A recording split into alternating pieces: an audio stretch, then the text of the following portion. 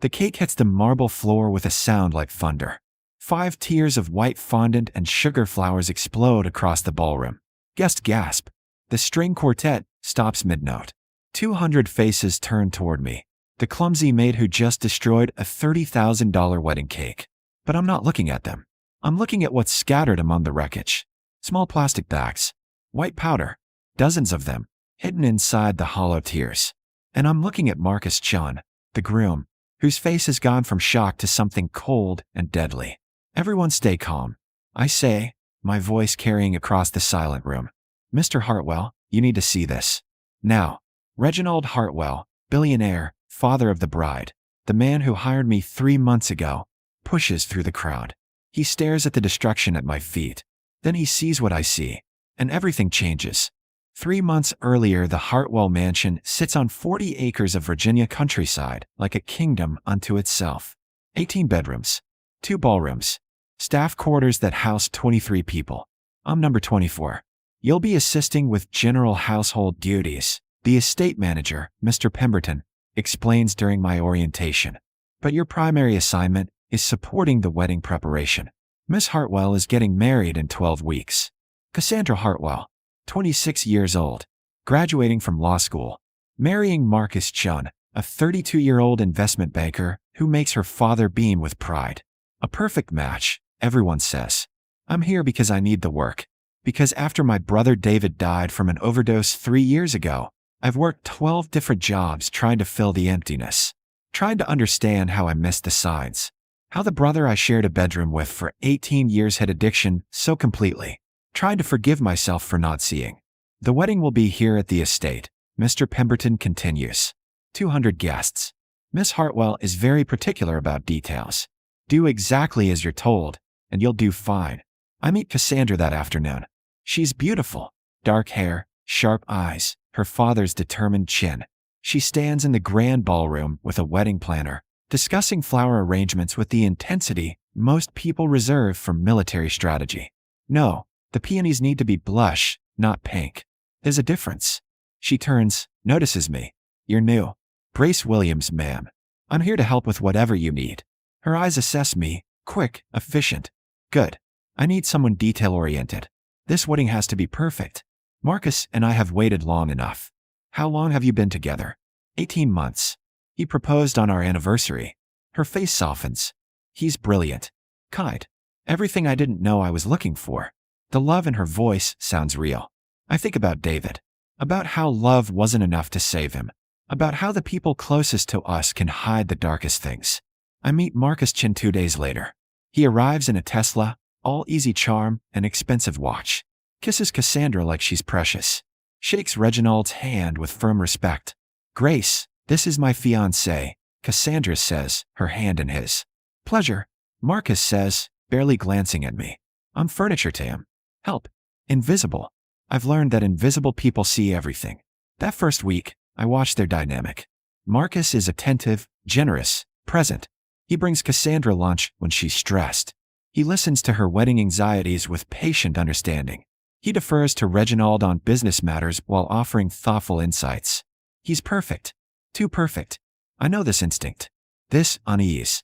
I felt it with David toward the end, when his stories lined up too neatly, when his explanations were too smooth, when I wanted to believe him so badly that I ignored what I knew.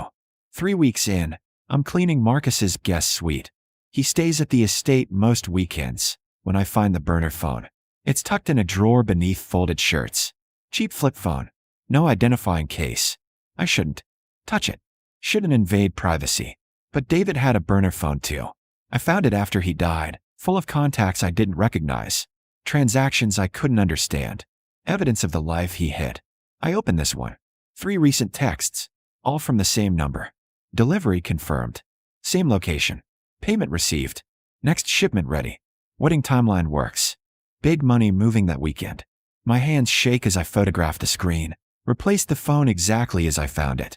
This means nothing, I tell myself. Could be business. Could be a surprise for Cassandra. Could be something I'm misinterpreting because I'm still grieving, still seeing danger everywhere, still punishing myself for missing David's truth. But I can't shake the feeling. I start watching differently. Marcus takes calls in the garden, voice low.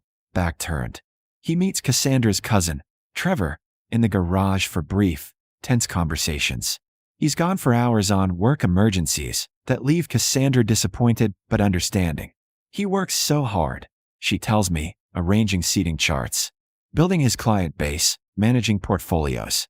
I'm lucky he makes time for all this wedding planning. What kind of investments does he handle? High net worth clients, international portfolios. He's brilliant at reading markets. Pride shines in her eyes. Daddy says Marcus will be managing the Hartwell Holdings after we're married. Access. Marcus is marrying into access. I think of the texts. Big money moving that weekend. I think of Reginald Hartwell's wealth. Old money, new money. The kind of money that moves through complex channels and offshore accounts. The kind of money that could hide other transactions. 6 weeks before the wedding, the cake designer arrives for the tasting. Cassandra, Marcus, Reginald, and the designer gather in the dining room. I serve champagne, then fade into the background. I'm thinking 5 tiers, the designer says. Classic white fondant. Sugar flowers. Elegant, timeless. Can the tiers be hollow? Marcus asks suddenly. Structural columns inside, but mostly air? Lighter for transport. The designer frowns. That's unusual. Most cakes are solid for stability. But possible? Technically, yes, but perfect. Marcus smiles. Let's do that. I worry about the staff having to move something so heavy. His concern sounds genuine, thoughtful. But I see something flicker in his eyes. That night, I can't sleep. Hollow cake tears. Burner phone. Mysterious meetings. Big money moving. I'm connecting dots that might not connect. Seeing patterns that might not exist. Just like I did with David. Except with David, I talked myself out of my suspicions. Accepted his explanations. Chose trust over truth.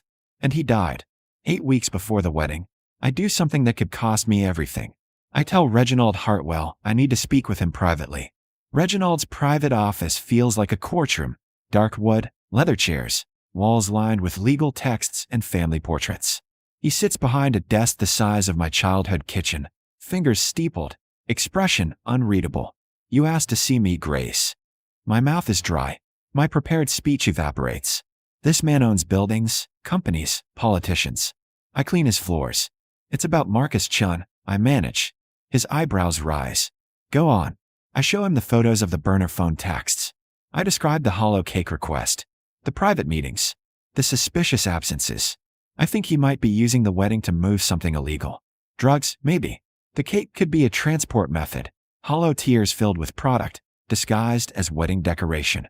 Saying it aloud makes it sound insane. Reginald studies the photos. His face reveals nothing.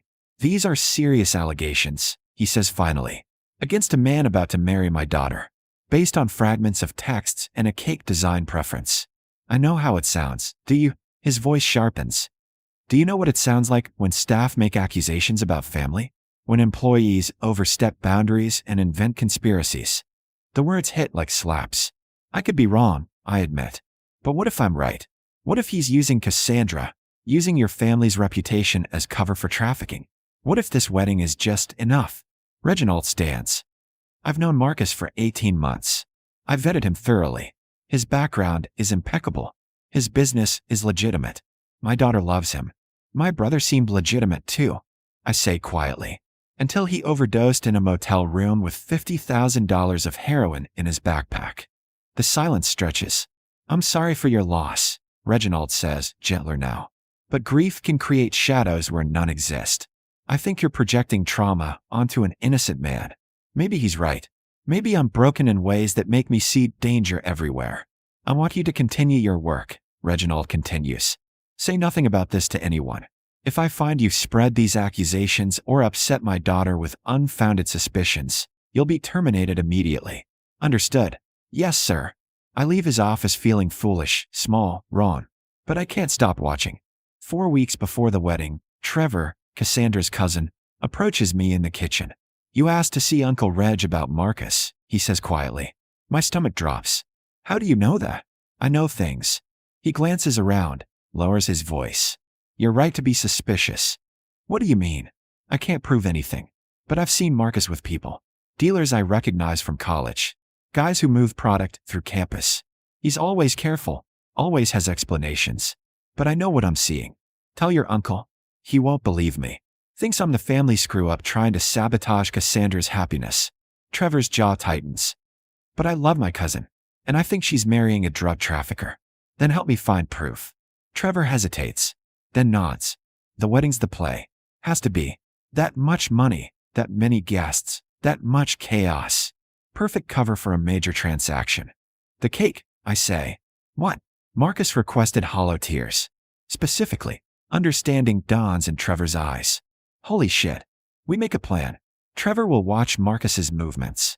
I'll document everything. We'll find concrete evidence before the wedding. We have for weeks.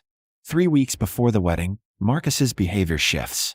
He's tense, short with Cassandra, takes more calls in the garden, his voice sharp with whoever's on the other end. Is everything okay? Cassandra asks him one evening.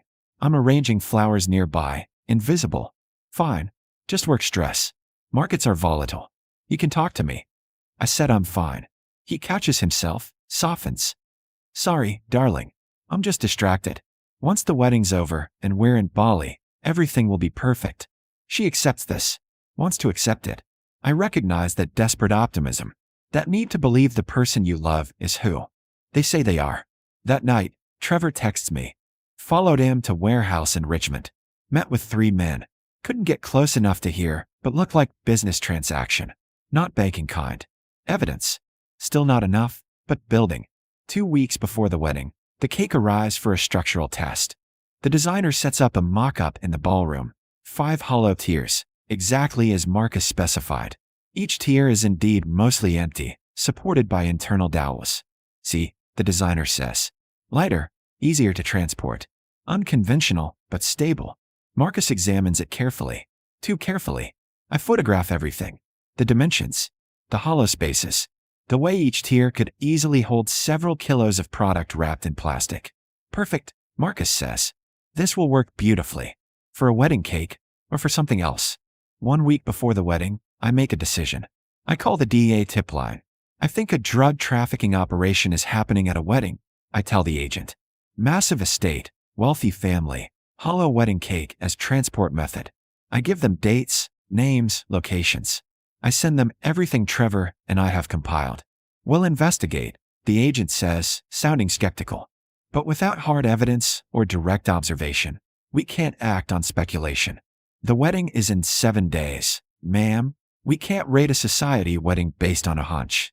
Get us proof, we'll move. Otherwise, our hands are tied. I hang up feeling desperate. Trevor and I discuss breaking into Marcus's room, searching his things, finding the drugs ourselves. Too risky, Trevor says. If we're caught, we're arrested. And he'll move everything, disappear. We need to catch him in the act. The cake delivery, I realize. The real cake arrives the day before the wedding. If he's loading it with product, that's when he'll do it. Can you be there? I'll make sure I am.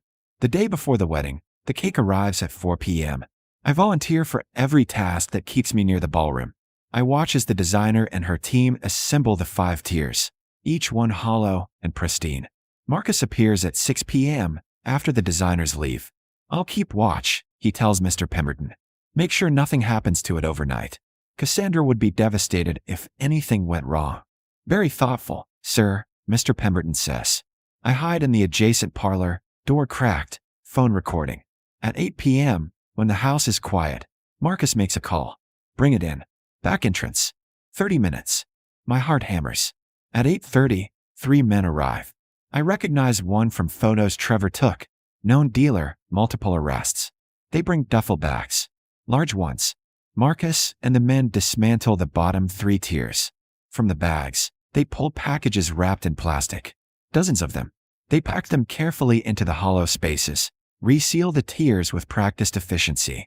40 kilos, one man says. Street value around 8 million. The buyers arrive tomorrow during the reception, Marcus replies. Chaos of the wedding. No one notices a few guests leaving early with bakery boxes. We move the product. I move the money through Hartwell's accounts. Everyone's clean by Monday. I have everything on video. I text Trevor. Call DEA. Now. Evidence confirmed. Then I wait in the darkness, watching them work, thinking about David. About the dealers who used him. About the system that profits from death. About deciding that this time, I won't stay silent. The wedding day dawns perfect, blue sky, mild temperature, flowers blooming across 40 acres like a promise. I work like I'm normal, like my hands aren't shaking, like I'm not wearing a wire the DEA agent taped to my chest at 6 a.m. We need him confirming the transaction on tape, Agent Morrison told me. Get him talking about the drugs, the plan, the buyers. Then we move. Trevor positions himself near the ballroom exits. DEA agents pose as catering staff, security, guests. We're ready. But I'm terrified. The ceremony happens at noon.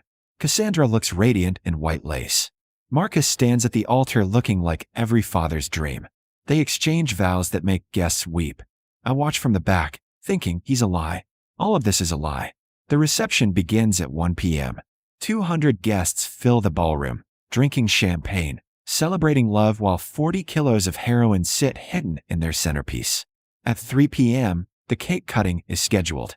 At 2:45, I see Marcus glance at his watch. See him scan the room.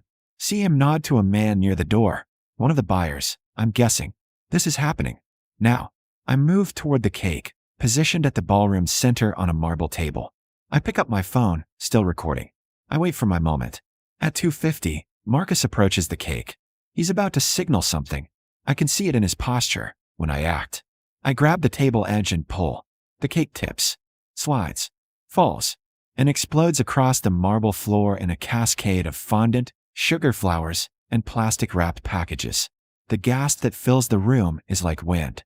I look at Marcus. His face cycles through shock, rage, calculation, and cold murder.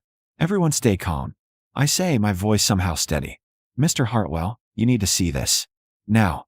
Reginald pushes through the crowd, stares at the wreckage, at the drugs scattered among the ruins of his daughter's wedding cake. His face goes pale, then red, then stone.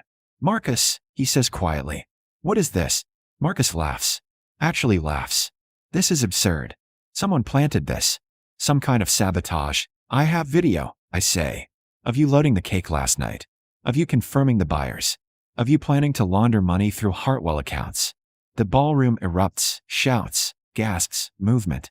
You bitch. Marcus snarls, moving toward me. Trevor steps between us. Don't. Then Agent Morrison and 6 DEA agents reveal themselves, weapons drawn. Marcus Chun, you're under arrest for drug trafficking, conspiracy, and money laundering. The agents move fast, cuffing Marcus, reading rights, securing the drugs. Guests scatter. Cassandra stands frozen in her wedding dress, watching her perfect day disintegrate, watching the man she loves become a stranger. I know that look. I wore it at David's funeral, realizing I'd never actually known him. The aftermath is chaos. DEA seizes the drugs, 42 kilos, street value $9 million. They arrest 3 of Marcus's associates. They uncover a trafficking network that's been moving product through high society events for 18 months.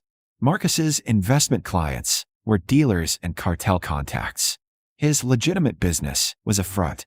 His relationship with Cassandra was calculated access to wealth and laundering infrastructure. He targeted you. Agent Morrison tells Reginald later. Researched your family, engineered the meeting with your daughter, played the long game. The wedding was supposed to be his biggest score, moved massive product under cover of celebration, disappeared to Bali with Cassandra, and clean money. Reginald looks 20 years older. I didn't believe Grace. She came to me with suspicions, and I dismissed her. Most people would have, Morrison says. She's remarkable, dogged, brave. She's a maid who saved my daughter's life, Reginald says quietly. Cassandra doesn't speak to me for 3 weeks. I understand. I'm the person who destroyed her wedding, exposed her fiancé, shattered her reality. I'm the messenger she wants to kill. When she finally comes to my room, her eyes are hollow. I loved him, she says. I was going to spend my life with him, and he was using me. I know. I do know. I'm sorry. Are you? You suspected him from the start. You must think I'm stupid. I think you're human. I think love makes us want to believe the best in people. I think seeing the truth sometimes means losing everything. She sits on my bed, this woman who has more money than I'll see in 10 lifetimes, and cries. My brother was an addict, I tell her. For 3 years, I missed the signs. Made excuses for him. Believed his lies because I couldn't face the alternative. When he died, I hated myself for not seeing. What changed? Nothing. I still hate myself sometimes. But I decided that if I get another chance to see truth, I won't look away. Even if it hurts. Even if people hate me for it. Cassandra wipes her eyes. Thank you, Grace. For being braver than I was. The trial takes 6 months. Marcus pleads guilty in exchange for reduced sentencing, 25 years. His associates get similar deals. The cartel connections are still being investigated. I testify. I tell the story of suspicions and burner phones and hollow cakes. I explain about David, about learning to trust my instincts. The prosecutor calls me a hero. The defense calls me a paranoid employee who got lucky. I don't care what they call me. The drugs are off the streets. Marcus is in prison. Cassandra is safe. That's enough. Reginald offers me a position. Head of household security and integrity, he says. You'll oversee staff, vet new hires, investigate concerns. You'll have authority to question anything that seems wrong. I'm not qualified. You're the most qualified person I know. You trusted yourself when no one else would. You risked everything for truth. I accept. The work is hard. I investigate employees, guests, business partners. I ask uncomfortable questions. I make powerful people angry. But I also catch a housekeeper stealing jewelry, a contractor overcharging for work not done, a business partner attempting fraud. Small victories. Incremental justice. Cassandra and I become something like friends. She goes to therapy, processes the betrayal, eventually returns to law school, but with new focus, prosecuting drug trafficking cases. I want to stop people like Marcus, she tells me. I want to protect people like you protected me. You're protecting yourself, I correct. I just gave you information. You did the hard work of accepting it. We have coffee sometimes. Talk about trust and trauma and rebuilding. Do you believe in love anymore? She asks one day. I believe in people who choose truth over comfort. I say, that's a kind of love. On the 3rd anniversary of David's death, I visit his grave. I bring flowers. I sit in the grass. I talk to the sky like I always do. I couldn't save you, I say. But I saved someone else's brother from the drugs that killed you. I stop people who profit from death. The wind moves through the cemetery trees. I'm using what I learned from losing you. I'm being the person who sees danger and doesn't look away, who trusts her instincts even when it's hard. I touch his headstone. I'm not just grieving anymore. I'm fighting. The Hartwell Estate hosts events now, fundraisers for addiction recovery, support groups for families of overdose victims. Cassandra speaks at them, shares her story of almost marrying a trafficker, of learning to see truth. I speak too, about David, about learning that the people closest to us can hide the darkest things, about deciding that love means asking questions, even uncomfortable ones. People told me I was overreacting. I tell audiences that I was projecting, that I should trust authority figures and stay in my place. But staying in my place meant staying silent, and silence protects abusers. So I decided my place was wherever truth needed speaking. I still work as head of household security. I still notice things others miss. Still ask questions that make people uncomfortable. Still refuse to assume that wealth or charm or credentials equal honesty. I've uncovered 3 more schemes in 2 years. Prevented fraud, abuse, trafficking. Not all of it. Not enough. But something. 5 years after the wedding that wasn't. I receive a letter from Marcus Chin in prison. You destroyed my life, it says. I hope you're satisfied. I write back. You destroyed your own life. I just stopped you from destroying others. I don't mail it. Instead, I burn it and scatter the ashes in the garden where Cassandra and I planted flowers in David's memory. Some conversations aren't worth having. If this story touched you, if you've ever suspected something wrong but feared speaking up, if you've lost someone to addiction, if you've struggled with trusting your instincts when others dismiss them, I want you to tell you something. Your observations matter. Your suspicions are valid. Your voice deserves to be heard. The world needs people who notice things, who ask uncomfortable questions, who refuse to stay silent when something's wrong. Be that person. Be the one who trusts yourself even when others call you paranoid. Be the one who risks comfort for truth. Be the one who remembers that credentials don't equal character, and authority isn't the same as righteousness. The overlooked people, maids, assistants, the ones in the background, we see what others miss. We notice the details. We connect the dots. And sometimes, if we're brave enough, we save lives. Not because we're heroes, but because we decided that truth matters more than our place. That decision changes everything. I keep David's picture in my office. He smiles at me while I work, reminding me why I do this. Not because I saved Cassandra, but because I couldn't save him. And in the space between those two truths, I found my purpose.